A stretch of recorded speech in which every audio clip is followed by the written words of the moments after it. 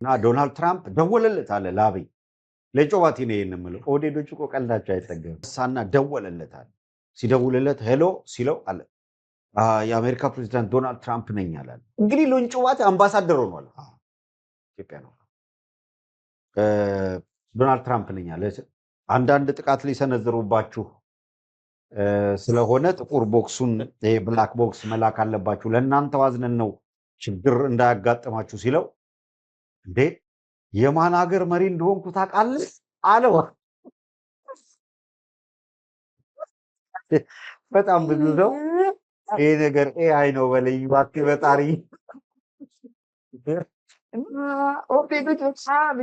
በጣም የሚገርሙ ናቸው እና ይሄ ቬኔዙዌላ መሪ ያው በጣም በቃ ማለት ለያዥ ለገናዥ አስቸገረው ነው ምናምን የነበረ ሰውዬ በዚህ መንገድ ኩርምትምት ብሎ የሆነ ነገር አይላንዱን ይዞ መጣ አሜሪካ ታድርገው ሌላ ሀገር ሌላ አካል ያድርገው ማንም ያድርገው ማንም የአብይ አህመድ ልል ነበረ እንደ ጌታቸው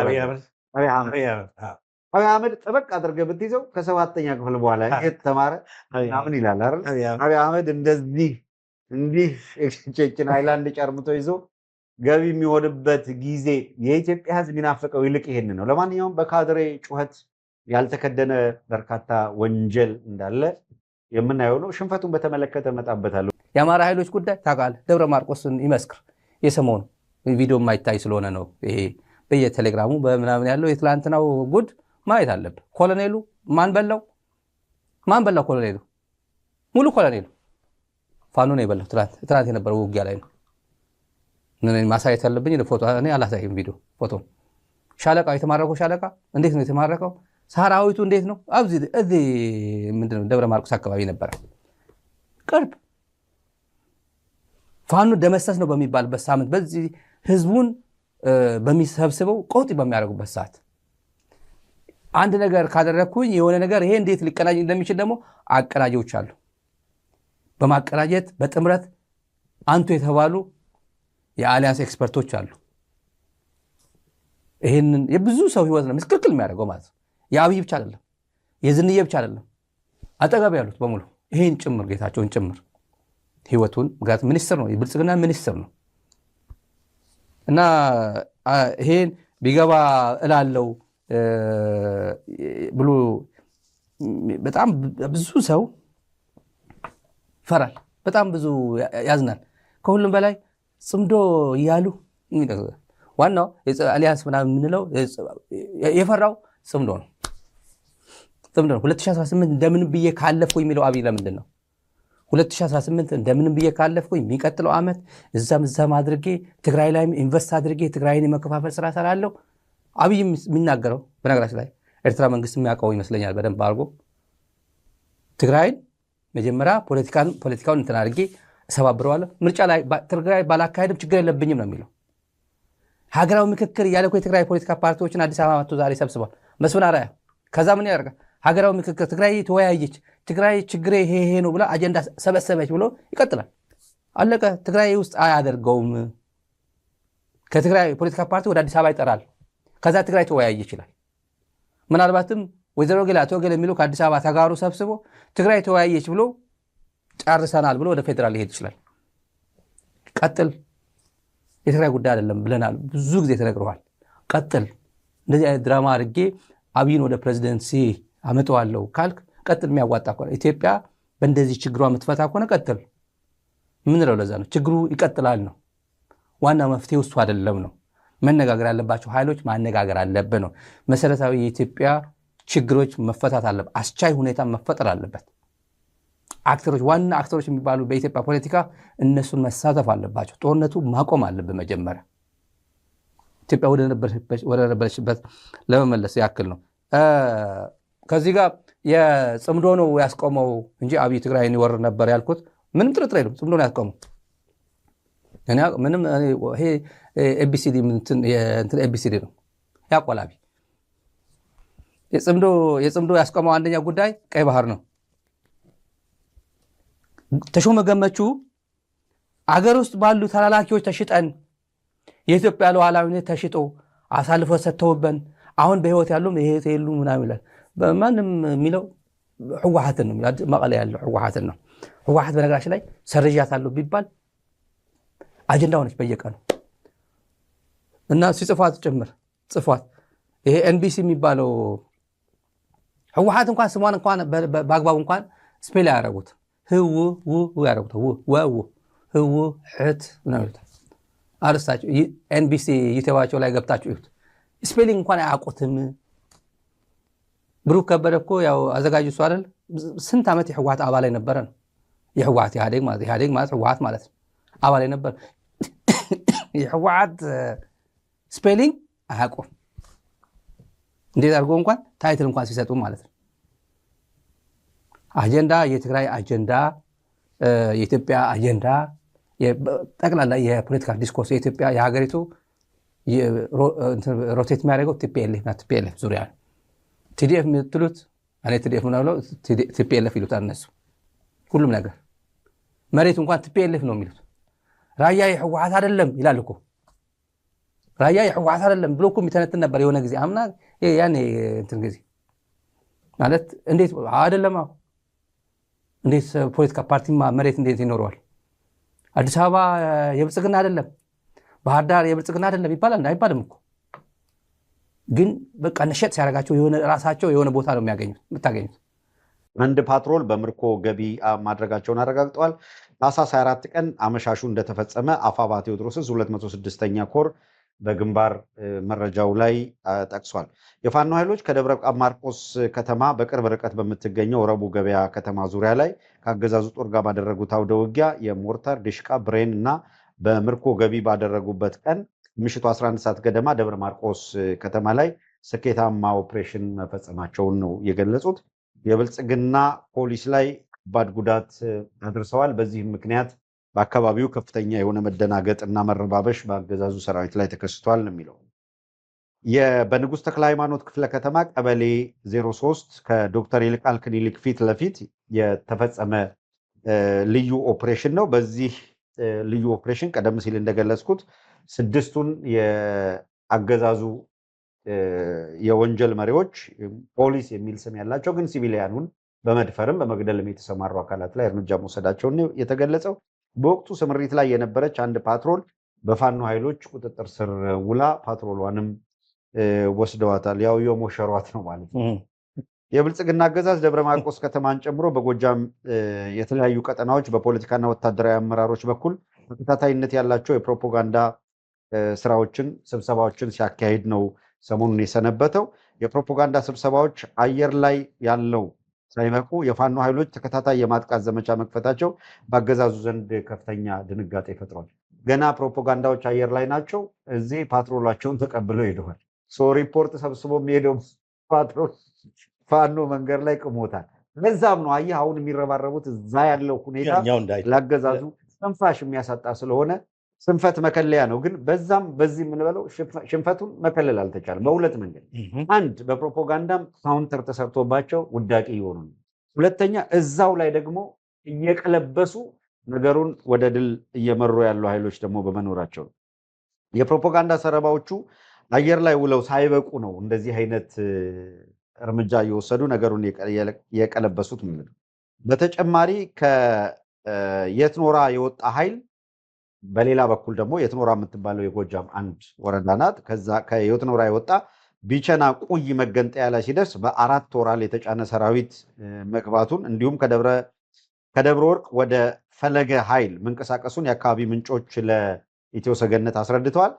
በሌላ አቅጣጫ አማኑኤል ደጋሰኝን ለመከላከል ሮቢት የምትባል ቦታ ላይ ከፍተኛ የኃይል ክምችት እንዳለ የተናገሩት ትላንት አመሻሹ በዚህ በምስራቅ ጎጃም ቀጠና ከሮቡ ገበያ በ70 ኪሎ ሜትር ርቀት ላይ ወይበኝ የተባለ አካባቢ የድሮን ጥቃት የአብይ አህመድ አገዛዝ እንደፈጸመ መረጃውን አድርሰውናል። ለዚህ እናመሰግናለን።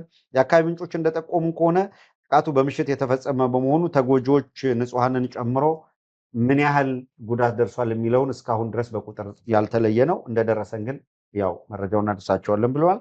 ከዚህ ቀደም በዚሁ የጎጃም ቀጠና በሰከላና በደንበጫ የምሽት የድሮን ጥቃት መፈጸሙ የሚታወቅ ነው። በተመሳሳይ መረጃ ታህሳስ 25 ቀን ማለዳ ጀምሮ በጮቄ ተራራ ዙሪያም የድሮን ቅኝት ሲካሄድ ነበረ። ይህንን ደም ብለን በቀደምም ከፍተኛ ጥንቃቄ እንዲደረግ ማሳሰቢያ ስንሰጥ ነው የነበረው። ጨክነን የሚሉት ቋንቋ አለ። አሁን ጊዜው ወቅቱ አሁን ነው። ምን ለማድረግ ቀይ ባህር የምታገኝበት ጊዜ አሁን ነው። ትናንት በዚህ ፕሮግራም ላይ ያስቃኛ ናቸው አንድ የኦሮሞ ተወካይ ውይይት ላይ በኦሮምኛም ምናምን እየቀላቀሉ ሲያወሩ ነበር። ስለዚህ በቦሌም ቀይ ባህር መምጣት አለበት ያሉ አባት ማለት ነው።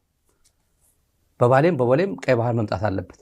ለምንድን ነው? አሁን እኮ ሶማሊላንድ መጣች ጌታ ይመስገን የተባለበት ጌታ ይመስገን ከዚህ በላይ ምን ይባላል ብሎ አሁን ፌስቡክ የራሱ አስታወሰኝ። ከትላንት ወዲያ 2 ዓመቱ አይደል አስታወሰኝ ፌስቡክ እና ከዚህ በላይ ጌታ ይመስገን ከጌታ ይመስገን በላይ ምን ይባላል ብሎ ፖስት ያደረገበት አብይ ፌስቡክ ከትላንት ወዲያ አስታውሶኝ ነው። አሁን እኮ ሶማሊላንድ መጣ። አሁን ጨርሱ እንጂ አሁን ጥሩ ነው፣ እውቅናም ስጡ እና በሰላማዊ መንገድ እዚህ በቃ ባህር ታገኛላችሁ ተብላችኋል። አየር መንገድ ስጧቸው።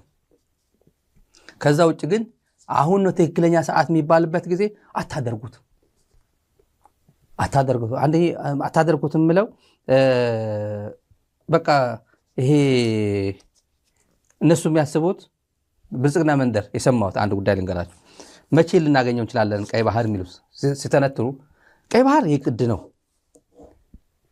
የብልጽግና ጠቅላይ ሚኒስትሩ አካባቢ ያሉ ሰዎችም የሚያውቁት ብልጽግና እንደምትን የወሰዱት አሁን ነው።